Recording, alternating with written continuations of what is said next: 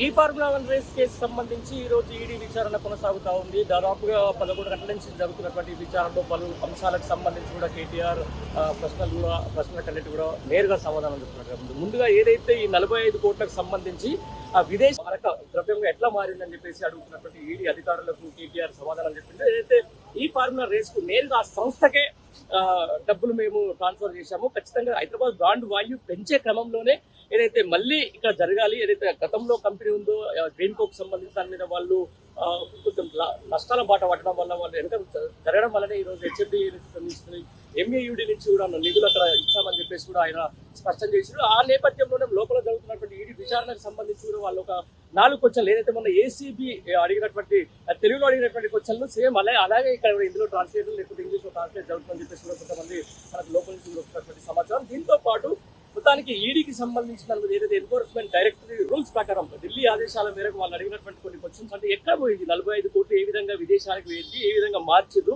ఆ మార్చిన సంబంధించినట్లు కంపెనీ ఏంటి, అసలు ఏ విధంగా ఈ 45 కోట్లు అక్కడ ట్రాన్స్ఫర్ చేసిన అంశానికి సంబంధించినట్లే మెయిన్ గా అక్కడ ఈడీ అధికారులకు వచ్చిన అడుగుతున్నట్టు స్పష్టంగా తెలుస్తా ఉంది. అయితే ఏదైతే హైదరాబాద్ కు సంబంధించి ఈ ఫార్ములా రేస్ మొదటి వర్షానికి సంబంధించి దాదాపుగా 700 కోట్లు లాభాలు వచ్చిన నేపథ్యంలో ఖచ్చితంగా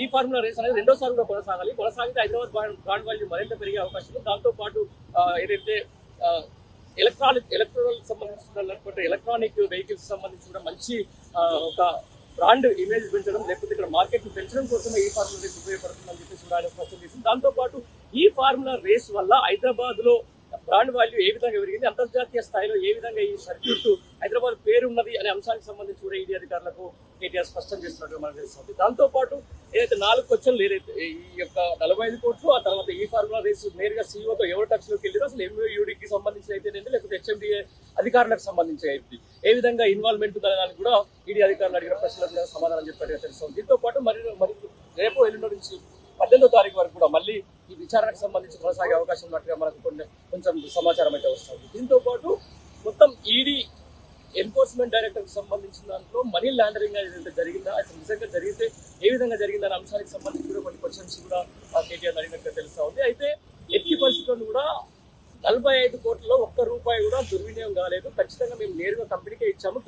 దానికి ప్రతి ఒక్క లెక్క ఉంది. ప్రతి ఒక్క ఏదైతే చేసిన దానికి రూపాయి కూడా అక్కడ విలువ కట్టి ఉందని చెప్పేసి కూడా కేటీఆర్ స్పష్టం చేసినట్టుగా తెలుస్తుంది. మరి కాసేపట్లో ఈ విచారణ పూర్తయిన తర్వాత కేటీఆర్ నేరుగా బయటకు వచ్చి ప్రెస్ మీట్ పెట్టే అవకాశం ఉంది. అసలు ఏం జరిగింది, ఎన్ఫోర్స్మెంట్ డైరెక్టరేట్ ఇది ఏసీబీ మొన్న 9వ తారీఖు జరిగినటువంటి ఏసీబీ విచారణలో ఏదైతే క్వశ్చన్స్ ఉన్నాయో అలాగే ఈడీ కూడా అదే తిప్పి అడిగింది అడుగుతుంది అన్నట్టుగా సమాచారం కూడా లోపల నుంచి అంతా ఉంది. దీంతో పాటు ఇంకొక ప్రస్తుతానికైతే 3:30 టైం అయిపోతా ఉంది. తర్వాత 6 గంటల సమయంలో ఆయన నేరుగా బయటకు వచ్చే అవకాశం ఉంది. బయటకు వచ్చిన తర్వాత ప్రెస్ మీట్ పెట్టి మరిన్ని అంశాలకు సంబంధించి కూడా ఈడీ అధికారులు అడిగిన క్వశ్చన్లకు సంబంధించి కూడా మాట్లాడే అవకాశం అయితే స్పష్టంగా అనిపిస్తుంది.